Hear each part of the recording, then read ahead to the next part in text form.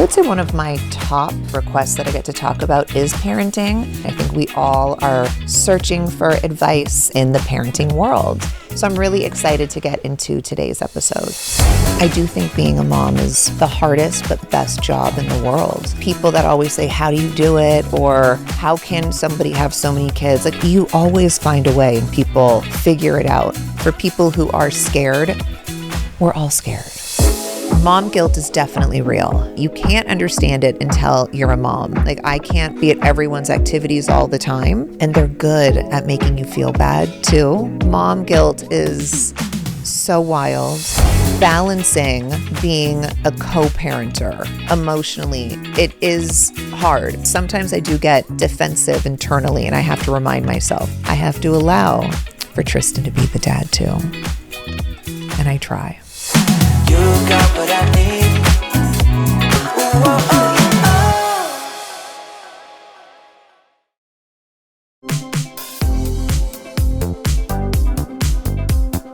oh. Today, I wanted to do another solo episode, and one of my top questions or requests that I get to talk about is parenting. I know in my social groups, all we do is compare, like, do you guys do this? Do your kids do that? Is this normal? Is it not? So I'm not surprised that one of my number one requests is parenting. I think we all are searching for advice and to feel less alone in the parenting world. So I'm really excited to get into today's episode. I feel like everyone, at least I know little girls, they fantasize about their life when they get older. Like, I'm going to have 5 kids and yada, yada, yada. And I think you have this fantasy for yourself of what your adult life is going to be. I definitely thought I was going to have more than 2 kids. And once you have kids, it's just different. That's when you realize, okay, number one, it's incredibly hard. So much harder than I think we ever realize what our parents go through on a daily. But it's so scary. And I don't know if it's the times that we're living in and how much access we have to so much information. I feel like we are bombarded with more negativity than positivity. So for me, I have my 2 kids. I feel like that's how much I can protect right now. If I have more, of course, I would be able to do that. But I feel like this is what I'm able to do right now. But when you're younger, you don't think about all those things. I don't think about, okay, eventually my kids are going to have to be left alone in this world and survive on their own. You just don't think about real grown-up shit when you're a kid. So I think a lot of us have these fantasies, and they change the older we get. Actual motherhood, I think, is the most incredible thing. And people who decide to not have children, I also praise those people, because I think society sort of makes you believe that if you don't have children, then your life is less than, or it's not a fulfilling life. And I think everyone should have the freedom to do what they want. And I also have 1 or 2 friends that have chosen to not have children. And I'm really proud of them for making that choice, because not that they wouldn't be great mothers, but they just know where they are in life, and it's the best thing for them. And I honestly think it would be the best thing for those children. And some people make those decisions, and we should be proud of those people as opposed to shaming those people. I do think being a mom is the hardest but best job in the world. For people that always say, how do you do it? Or how can somebody have so many kids? Like, you always find a way and people figure it out.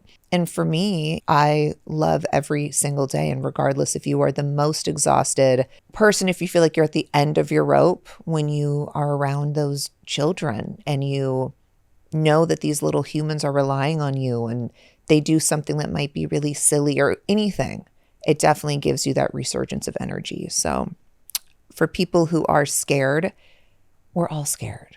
And at least I've never met anyone that's like, okay, like, I'm ready to have a baby. You might think that. Like, I remember when I was with my ex-husband, I wanted a baby so badly, and we tried and it didn't work out for me in that time. And probably though, even though I was trying and intentionally trying to have a baby, Probably if I got pregnant, I would be terrified the second I got pregnant because it's scary. Your life is changing and it's a different world. It's something that's unknown.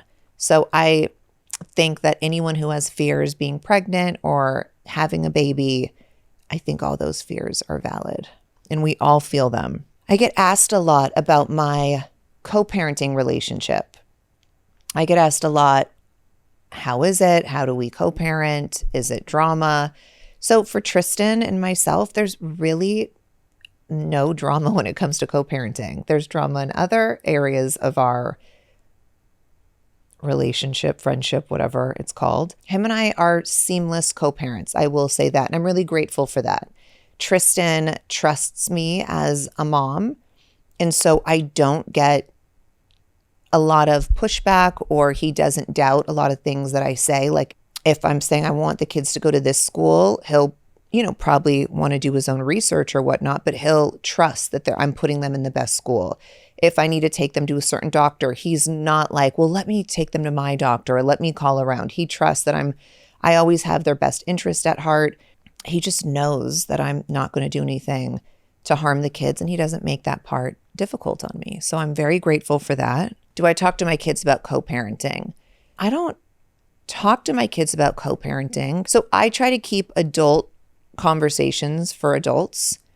If me and Tristan are fighting, if we're not getting along, any of that, my kids don't know about it. They don't need to know about it.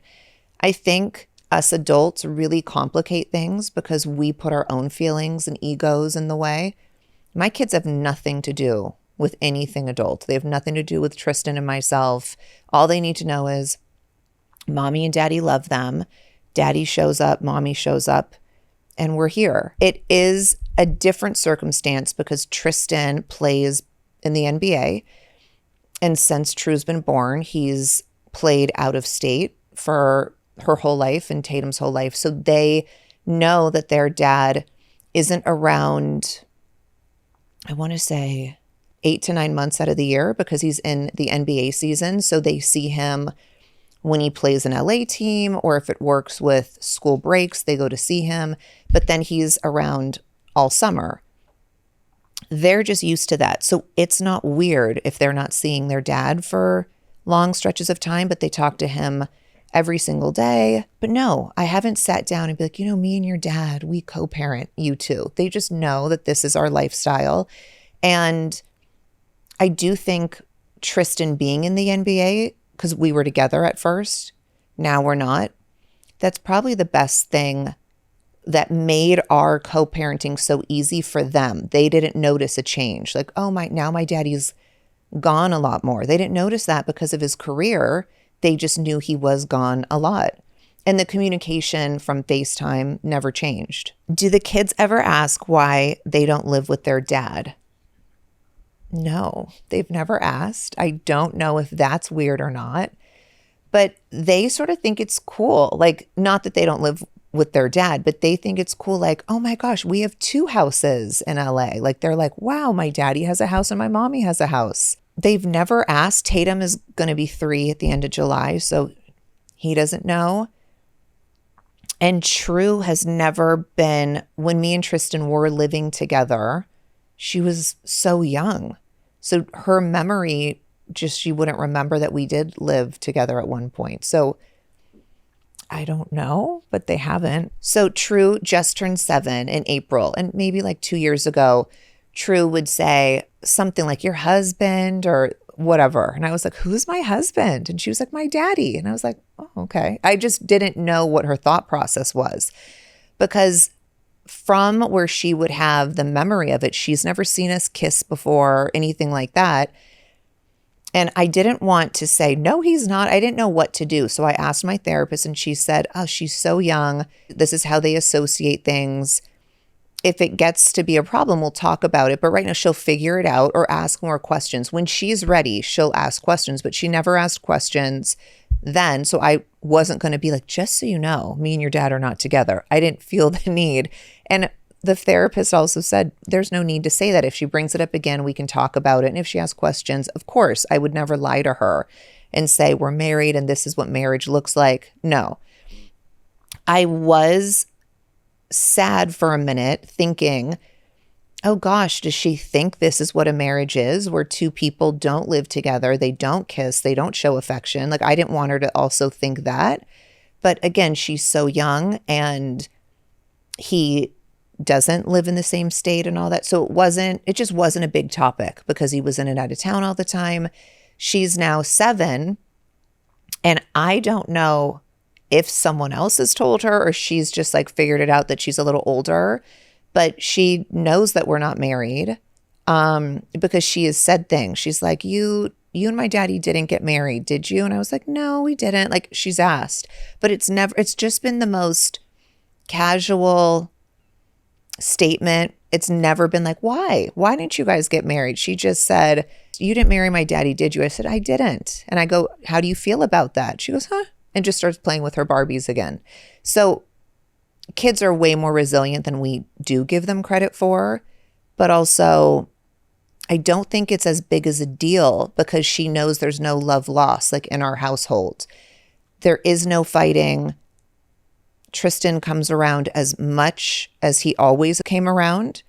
So I just don't think they feel this big void because I don't allow them to feel that. I don't believe in having kids involved in any adult stuff.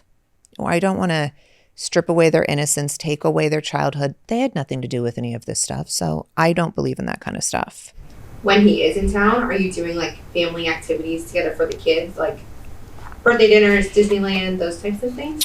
So I do whatever really the kids want. If, for example, today, True has her very first tennis lesson. So I invited Tristan because she said, I would love my daddy to be there.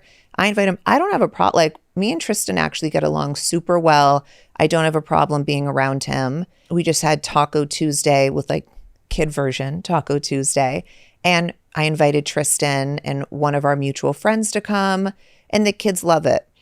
So I will definitely have Tristan around, but for kid-related things. He's not just around to hang out with me. You know, sometimes I still want like my mommy-daughter time or my mommy-son time. But if it's something big where I think it's appropriate, then totally. Tristan lives very close to me. The kids are like, I just want to go to my daddy's house and have dinner.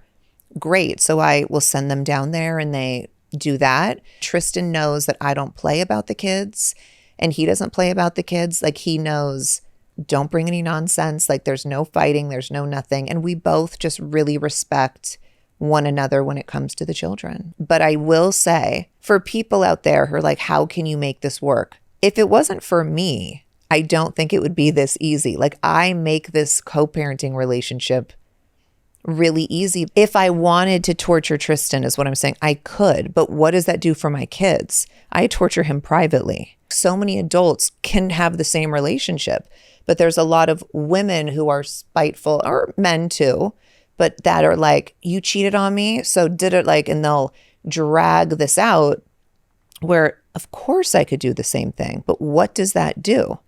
It was December, I think like 4 years ago. I just found out Tristan was having another baby that wasn't my baby. And my surrogate was pregnant. True, it was maybe 4, I think. That was the first week of December. Christmas is coming. I remember, because True was like, I want my daddy here. I want my daddy. It was her first Christmas that if I decided to keep Tristan away, he wouldn't be there for her. And she's old enough that she knows things and all of that. I was like, okay, let me breathe this through. And I let Tristan come over Christmas morning to open presents with True. Do you think that was easy for me? Do you think I wanted to do that for myself? Absolutely not. I did it for True. I was a big girl. I kept all my feelings aside. I was probably boiling on the inside or wanting to wring his neck, but I didn't. He flew in town and forget what team he played for, had Christmas morning with her and flew back out of town. And I was able to control my emotions for the hour or 90 minutes that he was there for my daughter, not for me. So in the worst of times, you can still control yourself if you have control over your emotions for your children. Tristan and I haven't had the conversation like, when you are serious with a girl, this is what you do with my kids. I think it's just understood.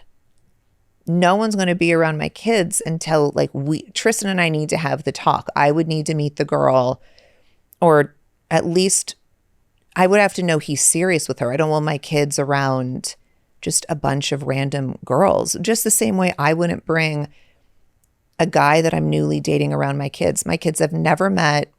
Well, I'm not dating anyone, but you know, if I was, my kids would not meet that person. I am so insane about it. I just don't trust people. I don't believe in that. So I think Tristan knows, and True will tell me everything. So everyone knows to not play that game with me. What I think is so interesting just about, I don't know why this is so interesting to me, but like Tristan, because he is gone so much of the year, and Tatum, now that he's going to be 3, like he's so much more of a real person and has this amazing personality and just what he's drawn to. He's so tall and he's drawn to sports and all these things. When Tristan came back from season this year, how excited Tatum was to see his dad. And I was like, that's so cute, because he hasn't seen him since January when Tristan came here to play one of the LA teams. So that's a big time. That's 6 months. And for a little kid that's 2.5 to remember, I don't know. I know it's his father and he talks to him on FaceTime.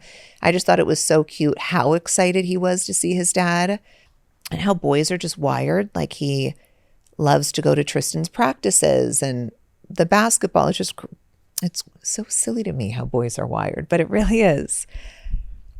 I will say that balancing being a co-parenter emotionally, it is hard. And I imagine it's hard if I had a husband. I think there is that emotional balance that you have to deal with.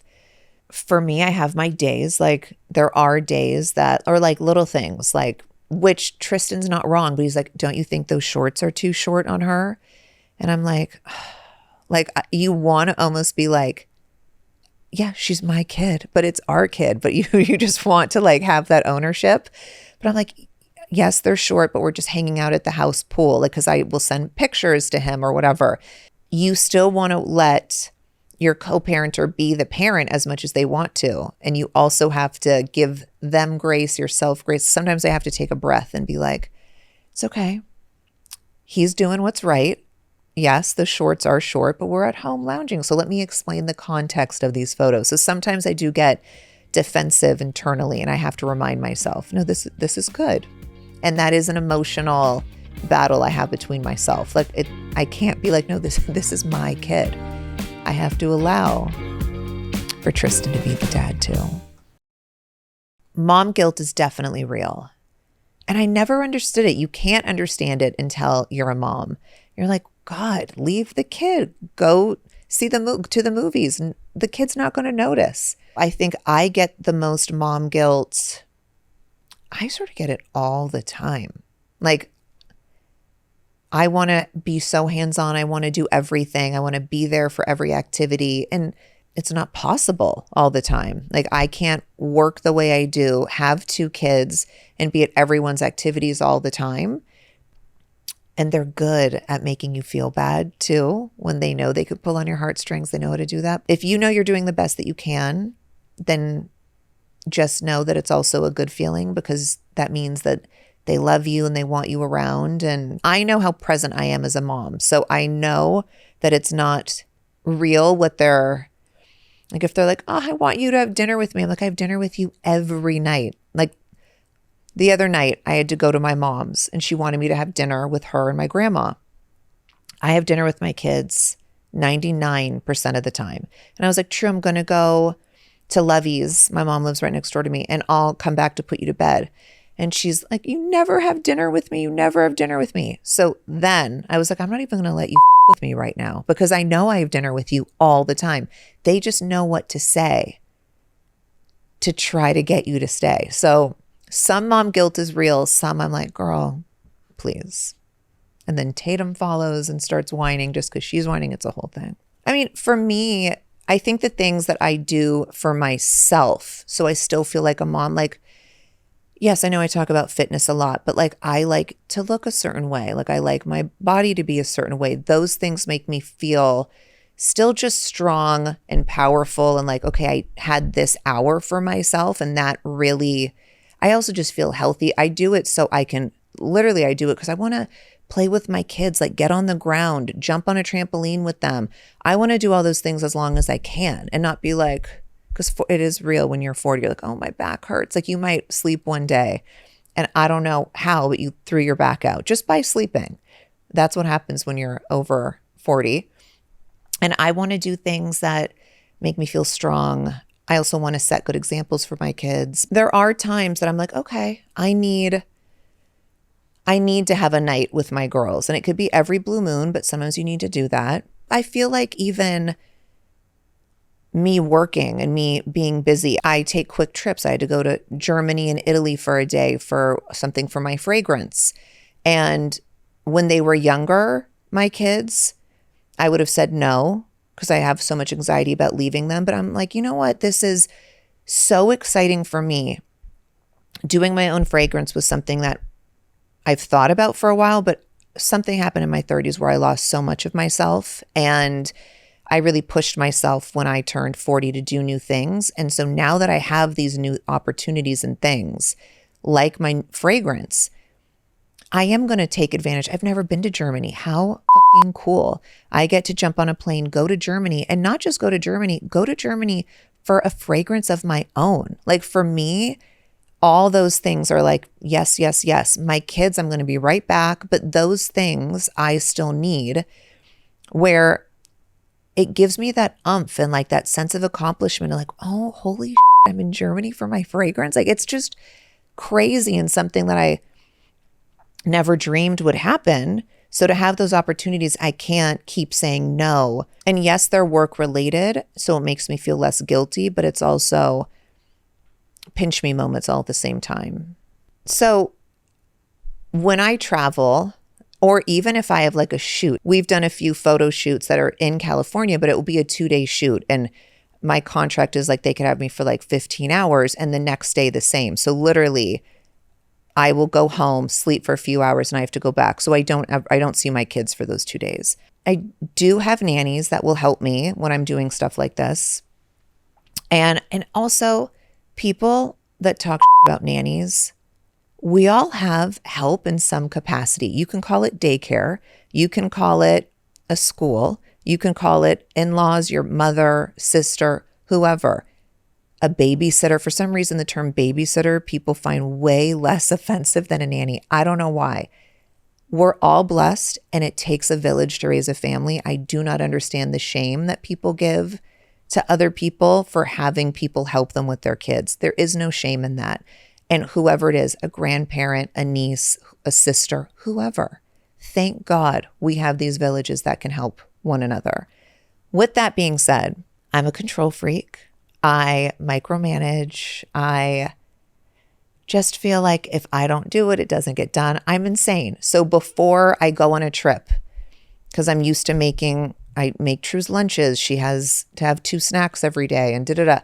I know how she likes things done. So for school, I pre-do the lunches for the length of my trip, the snacks for the length of my trip. I label everything Tuesday, Wednesday, like whatever.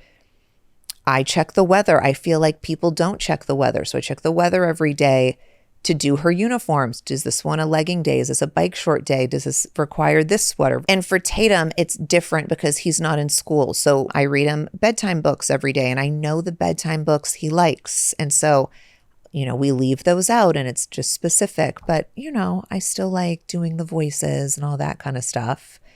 But I also think about, okay, now when Tatum goes to school next year, I'm going to have to do this for 2 kids. Like, it's a lot. Will everyone know how to do this if I don't do it? Yes. And I know that because when I got COVID for 15 days, somehow everything survived. I still, knowing that I still think I need to do it. But I do know if push comes to shove, it will happen and the kids survive and everything gets done. But going on these trips, it's also not like, okay, bye, I'm gone and I'm free of responsibilities. The amount of work it takes me to prepare for these trips, more for my kids, not for myself. I don't know if other moms are like, is this normal that we do this to ourselves? I don't know. I do want to talk about my relationship or the examples I had. I think one reason why Tristan and I co-parent so well is what I believe is the example that was given to me from my dad, my stepdad, and my mom. The very beginning when they first divorced, my mom admits this herself, there was their cooling off period. So I am not saying that my mom and my dad got along perfectly from the very beginning. I just don't remember it being that bad. I think my older sisters remember more tension. I don't. But what I remember is my dad and my stepdad, years after their divorce, they started having golf once a week, and they would play golf once a week. My dad would come over to my mom's once a week for family dinner, have dinner with all of us, with Bruce, my mom, my dad, all the kids. Kendall and Kylie, they refer to my dad as Uncle Rob or Uncle Robert. So that was just the norm. As an adult now, like for us, we're like, this is my dad, these are my little sister's uncle. And then if someone was like, oh, is that your, like, how? Like, oh no, that's my mom's ex-husband. Like, it's crazy when you think about it. As a kid, you don't know all those dynamics and how strange that is, or how hard that probably is for my dad to see my mom married to somebody else, having babies with somebody else. And now as an adult, you're like, damn, that had to be really hard. But what a great example for us all. What a great dad I had, that he put his feelings aside just to be around us. There's photos of my dad holding my little sisters, and seeing that, it makes my heart so happy and so full, because I know my dad loves my little sisters. And to know that, it's the best thing ever. And for me to have that as my example, I just always knew, as much as I could control it, I was going to do the best thing I could to co-parent the same way. And so I'm proud of myself that I have been doing such a good job co-parenting. And I'm proud of all three of my parents for doing the job that they did and setting the examples that they did for me and my siblings. What traditions did I do with my dad that we still do today and with my kids? So you've seen it on some of our shows, but my dad, every night at dinner, we did the peek in the pit, where you go around the table, each person says the peek in the pit of their day. And I do that with all the kids. I am like the hub for the kids. They all come to my house, and they pretty much have dinner at my house almost every night. And so we all go around, we do the peek in the pit, and it's great. There could be something really silly. It could be something that leads to bigger conversations. And I think it's a great way to talk to your kids and hear the highs and lows of their day. And I love that it keeps that tradition going that I had with my dad.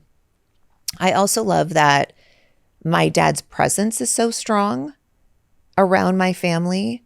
My dad has never met any of his grandchildren. He's been gone 21 years. He died when I was 19. And for him to be gone longer than I've known him for, and for his presence to be so strong in all of the kids' lives, and for them to know him, know what he looks like, know stories about him, how silly he is, all that stuff, I'm really proud that we've been able to keep his memory alive as long as we have. Things I've learned from my mom. Honestly, I feel like everything that I do as a mom, I sort of emulate from my mom. My mom was, is, and will always be the best mom. We had the best childhood. If it's, I don't know, the smallest holiday like Flag Day, she's going to make Flag Day the most amazing Flag Day possible. And I just love how much she celebrates life, from like themed little napkins to, she'll have cookie cutter fruit, like takes the cookie cutter and makes fruit into different shapes. Silly things that I do all of that stuff and more. I remember as kids, we always had pool parties that my mom was always throwing. I try to do that for my kids and just be the house that everyone wants to be at. My mom makes everything incredible, very over the top, but that's very much my mom. I just love that everything is based in love. And it is interesting because now that we all have our own kids, we still don't do our own holidays. We still all come together to celebrate the holidays. We'll have, for example, Christmas. We'll have time for our own households to celebrate, to do like the presents. But then we'll all meet at my mom's for Christmas brunch and we celebrate together. So we're always together, but we will have times to make our own traditions within our family. But what's better than having one big ass family? That's the best. So something that gets me a lot of heat sometimes is when I talk about my pregnancy versus surrogacy journey. I also wish that I heard more people talk about surrogacy. I feel like I knew a lot about surrogacy, but never more like the technicalities of it. I don't feel like I knew a lot about the emotional aspect once the baby was born. And I'm only here to talk about my journey because that's all I can reference from. I do have a few different friends that did surrogacy and they feel the exact same way. So I feel less alone in that because for a while I was like, I'm using my platform. And of course I'm not giving any misinformation because this is my information. It's coming from me, but I just want to make sure that I'm letting people feel seen and that they're not alone. And I do hope that other people feel the complete other way. With True, she was my first baby. I was always told I couldn't get pregnant. I get pregnant. I had such a great pregnancy. I loved it. And when you are growing yourself and growing a human, you really feel this journey with you. And you feel like you're on every step of the way. And it's just a different feeling. And then I also think True and I don't know if True would be involved in this, but I definitely trauma bonded with True when she came into the world because just a few days before I found out this affair Tristan was having. Yeah, I just feel like I trauma bonded with her. She saved me. She got me out of this really dark place. There were so many layers. There's so many layers to both of my pregnancies, but there was so many layers to mine and True's connection there. Then I have my surrogate. My surrogate gets pregnant. I did my embryo transfer the first week of December. I find out Tristan is having another baby with somebody else. And we didn't even know if the embryo took. You find out in 2 weeks.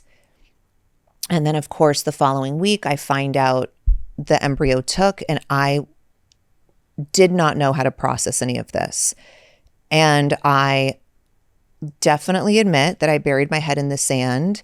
And I also wanted to protect my surrogate. This was a huge media story, and I didn't want to do anything to jeopardize my surrogate's privacy for her and her children. She has children. She has a husband. And also to protect my baby that she's growing and nourishing. And I didn't want to add any of this onto her. So I wasn't with her as much. Like I wasn't going to the doctor's appointments because I was being followed everywhere. There was I had to do a lot of things remotely. So it wasn't this connection that I had with True.